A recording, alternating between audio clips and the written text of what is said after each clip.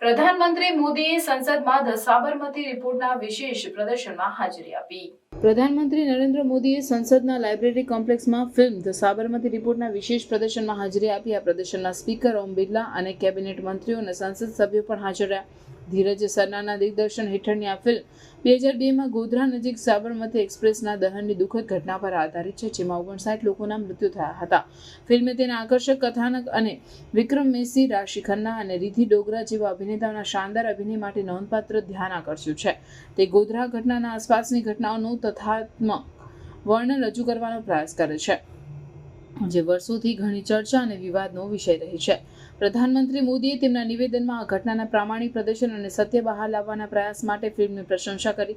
તેમણે જાહેરને શિક્ષિત કરવા અને ઐતિહાસિક ઘટનાઓનું સચોટ પ્રતિનિધિત્વ સુનિશ્ચિત કરવા માટે આવી ફિલ્મોના મહત્વ પર ભાર મૂક્યો. મોદીએ જાહેર મંતવ્ય ઘડવામાં અને જટિલ મુદ્દાઓની ઊંડાણપૂર્વક સમજણ પ્રદાન કરવામાં સિનેમાના ભૂમિકા પર પણ પ્રકાશ પાડ્યો. પ્રદર્શન પછી કાસ્ટ અને ક્રૂ સાથે ચર્ચા યોજાઈ, જેમાં તેમણે ફિલ્મ બનાવતી વખતે તેમના અનુભવ અને સામેના પડેલા પડકારો શેર કર્યા. આ કાર્યક્રમે વિધાયકોને ફિલ્મ નિર્માતાઓ સાથે જોડાવા અને ફિલ્મના સંદેશાના વ્યાપક પ્રભાવ પર ચર્ચા કરવાની તક પૂરી પાડી.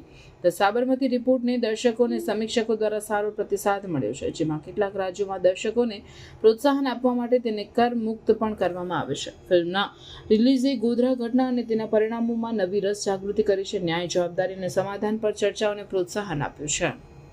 करेंगे पहले उन्होंने सपोर्ट किया और आज उन्होंने अपने इतने मुश्किल स्केड्यूल से टाइम निकाल के हमारी फिल्म देखी और उन्होंने हमें ये भी बताया कि ये पहली फिल्म है जो उन्होंने देखी है प्रधानमंत्री बनने के बाद. तो I think as Vikrant said this is a high point in my career as well and I hope जैसे प्रधानमंत्री जी को भी अच्छी लगी और सारे मिनिस्टर्स को अच्छी लगी. आई होप आप सब जो ये देख रहे हैं प्लीज़ ये सिनेमाघरों में जाकर ये फिल्म जरूरी है कि हम अपनी हिस्ट्री के बारे में जानें.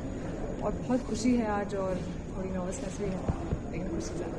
थैंक यू से आपके माध्यम से कि प्लीज़ जाएं अपने सिनेमाघरों में, द साबरमती रिपोर्ट को देखें, अपना प्यार दें. और ये मेरे ख्याल से पर्सनली अगर आप मुझसे पूछें तो मेरी लाइफ का सबसे हाईएस्ट पॉइंट है मेरे करियर में माननीय प्रधानमंत्री जी के साथ बैठ के फिल्म देखना. Thank you so much. आपने रिटायरमेंट अनाउंस कर दिया है, आपने पोस्ट ऑन इंस्टाग्राम. विक्रांत की आयरनी है.